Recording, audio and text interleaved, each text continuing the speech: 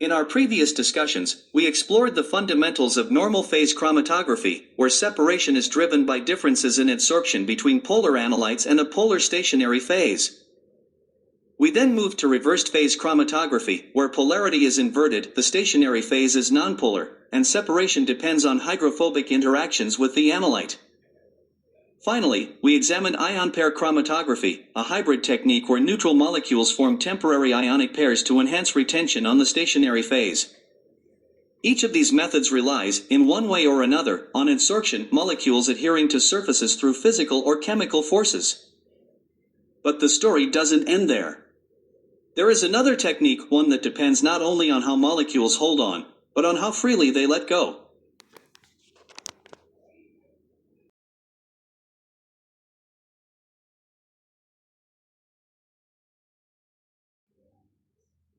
This is ion exchange chromatography, a method governed by dynamic equilibrium, where separation depends on the rate of ionic exchange rather than simple adsorption. In normal phase chromatography, molecules compete for adsorption sites. The stronger the attraction, the longer they stay. But in ion exchange chromatography, the deciding factor is how quickly ions can trade places. The process unfolds in three fundamental steps, each shaped by equilibrium and motion.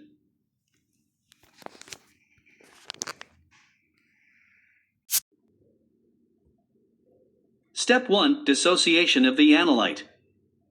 It begins when the analyte dissociates into positive and negative ions in the mobile phase. Not all analytes behave the same, some dissociate rapidly, others more slowly, depending on their equilibrium constant, K. This difference in dissociation rate sets the foundation for separation.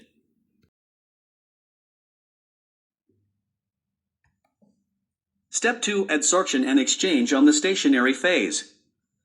Once dissociated, the negative ions of the analyte are attracted to the positively charged sites of an anion exchange stationary phase, forming temporary bonds.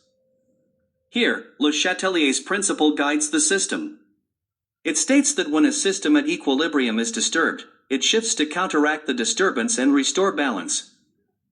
As the analyte binds to the stationary phase, the equilibrium shifts to the right, producing more ions to replace those that have attached.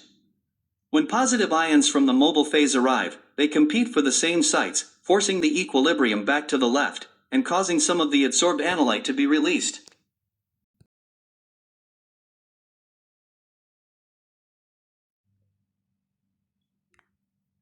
Step 3. Dynamic equilibrium and elution. Eventually, the rate of adsorption equals the rate of desorption, forming a dynamic equilibrium. As more positive ions flow through, the balance keeps shifting left, and the analyte begins to return to its mobile form. Each compound elutes according to its rate of the backward reaction, the speed at which it lets go.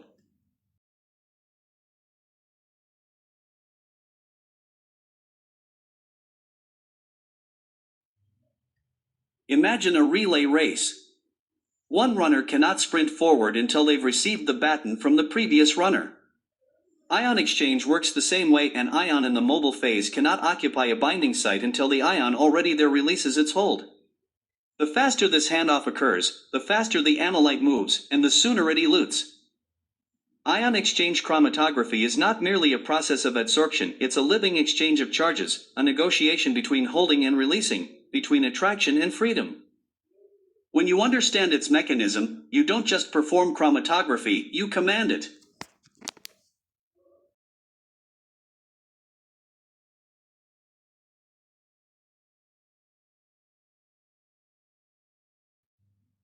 In our previous discussion, we explored techniques where interaction between the analyte and the stationary phase plays the defining role, from normal phase and reversed phase chromatography to ion pair and ion exchange chromatography. Each of these methods depends on adsorption, the attraction or exchange of molecules at a surface. But there is one technique that stands apart, where separation happens without any energetic interaction at all. This is size exclusion chromatography, also called gel permeation chromatography. In this technique, there is no adsorption, no attraction, no repulsion, just a physical pathway defined by size. The stationary phase is made of porous particles.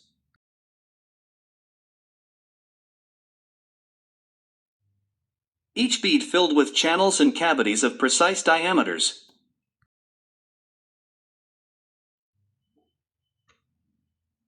As the sample passes through the column, small molecules enter deep into the pores, taking a long, winding route, while large molecules are excluded from these pores and travel around them a shorter path. The result is a purely physical separation by size. No adsorption forces, no electrostatic interactions, the energy of interaction is effectively zero. Large molecules elute first, small molecules last.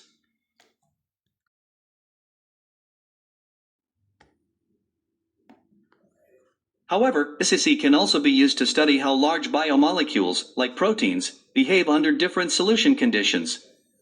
For example, when the buffer composition, pH, or solvent changes, the conformation of a protein can shift. A protein that is normally in an extended, linear form may fold, partially unfold, or aggregate, altering its three-dimensional structure and therefore its apparent hydrodynamic size. These conformational changes can be detected in SEC as shifts in elution volume, helping researchers understand the stability and therapeutic behavior of proteins in various environments.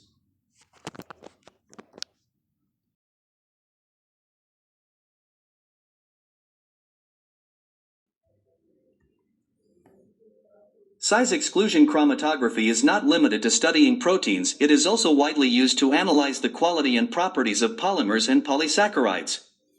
Polymers are composed of repeating monomer units.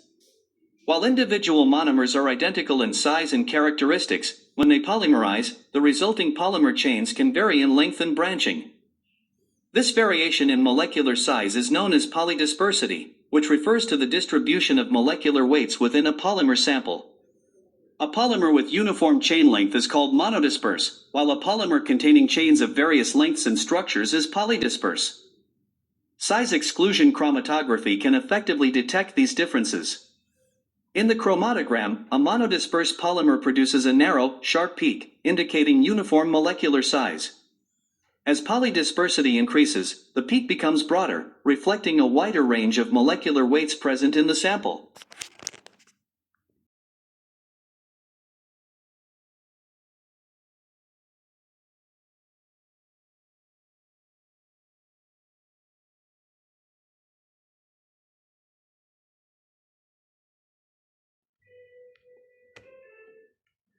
In this presentation, we discuss two main parts of chromatography.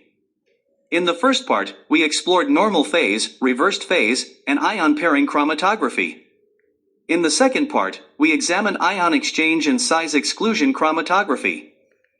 Although there are many other types of chromatographic techniques, we will stop here for simplicity. In later sessions, we will discuss each type in greater detail and explore their advanced applications.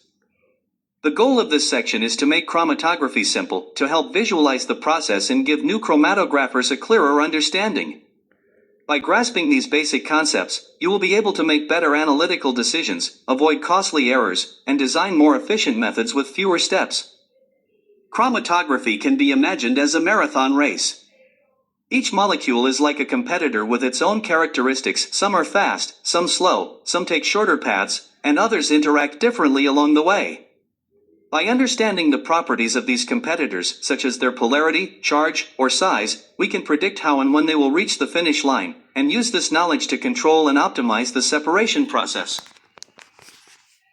In the next video, we'll discuss what every chromatographer should know about columns, how to read column specifications, such as particle size, pore size, and stationary phase material, how column dimensions, length and internal diameter affect separation efficiency and analysis time, and how to choose the right column for your sample and method. We'll also cover practical points, how to handle, condition, and store columns properly to extend their lifetime and maintain good performance. Understanding your column is essential, because it's the heart of the chromatographic system. It determines how well your separation works and how reliable your results will be. So, stay tuned. In the next session, we'll make columns simple, clear, and easy to understand.